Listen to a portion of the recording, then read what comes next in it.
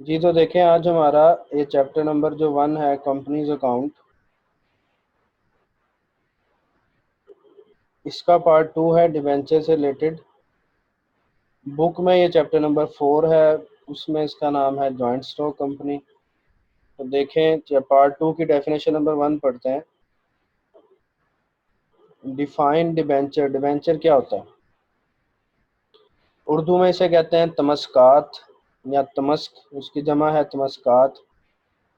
तो define debenture Urdu में से कहेंगे तमस्क, यानी ऐसा डॉक्यूमेंट जो कंपनी सबूत के तौर पर उन लोगों को देती है जिनसे कंपनी ने कर्जा लिया होता है। यानी एक पर्सन या एक बैंक से अगर कंपनी कर्जा लेती है, लोन लेती है, उनको सबूत के तौर पर एक डॉक्यूमेंट देगी कि भाई हमने इतनी अमाउंट तक का आपसे कर्जा लिया। उस डॉक्यूमेंट को कहते हैं डिबेंचर। और इस डॉक्यूमेंट पे फिक्स इंटरेस्ट लिखा होता है कि भाई इतना इंटरेस्ट हम हर साल में 2 दफ़ा या साल में 1 दफ़ा उसके होल्डर को पे किया करेंगे। तो देखते हैं इसकी डेफिनेशन। कहता है the fix interest bearing document. Fix interest bearing document यानी ऐसा डॉक्यूमेंट जिस पर एक फिक्स इंटरेस्ट लिखा होता है। Issued to creditors. क्रेडिटर्स को दिया जाता है। क्रेडिटर्स वो लोग होते हैं जिनसे हम कर्जा लेते हैं, यानी जिनसे हम कर्जा लेंगे उन्हें एक फिक्स इंटरेस्ट लिखा हुआ डॉक्यूमेंट दिया जाएगा as a security of loan. Loan की, उस कर्जे की सिक्योरिटी के तौर पर। इस कॉल्ड डिबेंचर, हम उसे डिबेंचर कहेंगे। नेक्स्ट डेफिनेशन है define debenture holder. Debenture holder कौन होता है? तो देखें इसकी definition. The creditor of company. Company का वो क्रेडिटर, यानी वो शख्स जिसने कंपनी को पैसे दिए हैं। In whose name the debenture certificate is issued. जिसके नाम पर वो डिबेंचर सर्टिफिकेट इशू किया जाएगा, इस कॉल्ड डिबेंचर होल्डर, हम उसे डिबेंचर होल्डर कहेंगे। आगे अब टाइप्स ऑफ डिबेंचर से रिलेटेड डेफिनेशन है। तो पहली टाइप देखें, रजिस्टर्ड डिबेंचर क्या होता है? नाम से जाहिर है, जिसमें होल्डर का नाम रजिस्टर होगा वो रजिस्टर्ड डिबेंचर। तो देखें definition, the debenture whose holder name is registered. ऐसा डिबेंचर जिसके होल्डर का नाम रजिस्टर किया जाएगा in the books of company, company की बुक्स में, इस कॉल्ड रजिस्टर्ड डिबेंचर, हम उसे रजिस्टर्ड डिबेंचर कहते हैं। फिर है डिफाइन बियरर डिबेंचर। ये रजिस्टर्ड डिबेंचर का उल्टा है। रजिस्टर्ड डिबेंचर था जिसमें होल्डर का नाम लिखा होगा, और बियरर डिबेंचर है जिसमें होल्डर का नाम नहीं लिखा होगा।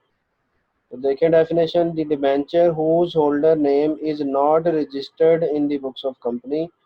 ऐसा डिबेंचर जिसमें होल्डर का नाम कंपनी की बुक्स में नहीं लिखा होगा, इस कॉल्ड बियरर डिबेंचर, इसे हम बियरर डिबेंचर कहते हैं। इसके दूसरे नाम भी याद करने हैं। It is also called unregistered debenture and they are payable to bearer. इन्हें हम अनरजिस्टर्ड डिबेंचर भी कहते हैं और ये बियरर को पे कर दिए जाते हैं, यानी बियरर मतलब जिसके पास होगा उसको इसके पैसे वापस कर दिए जाएंगे। जबकि रजिस्टर्ड डिबेंचर में क्या होता है, पैसे सिर्फ उसे ही वापस किए जाते हैं जिसके नाम पर वो सर्टिफिकेट होगा। देखिए नंबर 5 है हमारे पास, डिफाइन रिडीमेबल डिबेंचर। रिडीम का मतलब होता है वापस करना, तो रिडीमेबल मतलब काबिल वापसी। ऐसे डिबेंचर जो कंपनी एक खास टाइम के बाद वापस कर देती है। तो देखिए definition, the debentures which are repayable, जो कंपनी वापस कर देगी, by the company after a fix time, किसी खास टाइम के बाद। अब वो डिबेंचर के ऊपर ही लिखा होता है, एग्रीमेंट में लिखा होता है, मसलन 5 साल बाद पैसे वापस करने हैं या 10 साल बाद पैसे वापस करने हैं। तो ऐसे डिबेंचर जिनके पैसे खास टाइम के बाद वापस कर दिए जाएं वो कहलाते हैं redeemable debenture. Next definition number 6 है हमारे पास, डिफाइन इररिडीमेबल डिबेंचर। पिछली डेफिनेशन में हमने पढ़ा था रिडीमेबल का मतलब होता है काबिल वापसी, यानी ऐसे डिबेंचर जो कंपनी ने खास टाइम पीरियड के बाद वापस कर देना है, उसे हम कहते हैं रिडीमेबल। तो इररिडीमेबल उसका ऑपोजिट हो जाएगा, यानी ऐसे डिबेंचर जो कंपनी ने वापस ही नहीं करने। कब तक वापस नहीं करने? जब तक कंपनी वाइंड अप ना हो जाए, खत्म ना हो जाए। तो देखें definition, the debenture which are not repayable by the company, जो कंपनी की तरफ से रीपेबल वापस नहीं किए जाएंगे during life time of company, company की लाइफ टाइम के दौरान, are called irredeemable debentures. Next कहता है दे आर रीपेबल, वापस किए जाएंगे at the time of winding up of company, तब वापस किए जाएंगे जब कंपनी वाइंड अप हो जाएगी, जब कंपनी खत्म हो जाएगी। नेक्स्ट डेफिनेशन है हमारे पास डिफाइन सिक्योर डिबेंचर। देखें डिबेंचर हम देते हैं कर्जे के सबूत के तौर पर, तो अगर साथ कोई कीमती चीज भी रखवाई जाए, कोई सिक्योरिटी रखवाई जाए उस कर्जे के लिए, तो हम उस डिबेंचर को कह देंगे सिक्योर डिबेंचर। तो देखें the debentures which are issued against security of any asset is are called secure debenture. ऐसे डिबेंचर्स जो एसेट की सिक्योरिटी के साथ इशू किए जाएं, हम उसे क्या कहते हैं, secure debenture. They are also known as mortgage debenture, हम इन्हें मॉर्टगेज डिबेंचर भी कहते हैं। तो ये भी डेफिनेशन याद रखनी है, अगर पेपर में मॉर्टगेज डिबेंचर आ जाए तो सेम डेफिनेशन लिखनी है।